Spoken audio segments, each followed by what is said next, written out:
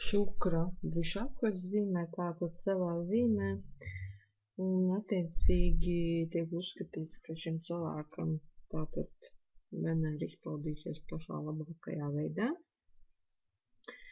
jā, un dos labu ietekmi uz viņu dzīvi, un tiek uzskatīts, ka šim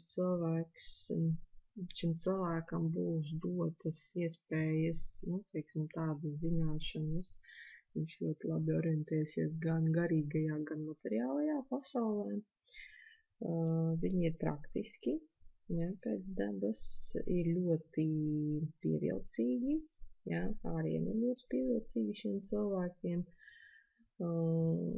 Parasti viņu partneris arī ir ļoti pievilcīgs, ja, tā kā līdzīgs pievelk līdzīgo. Un teiksim, ir ļoti jūtīgi, līdzcietīgi, ja, pie citiem, un, teiksim, nemīl cilvēkus, kam ir varbūt pārlieku lielas ambīcijas. Ja. Bet, kopumā tie ir ļoti skaisti, miermīlīgi cilvēki, ja, kas cenšas tā kā gūt šo harmoniju savās attiecībās. Tā kā Venēra vērša zīmē, ja, kur viņa jūtas ļoti labi, tātad uz cilvēku atstāja ļoti labu iespaidu visas dzīves laikā.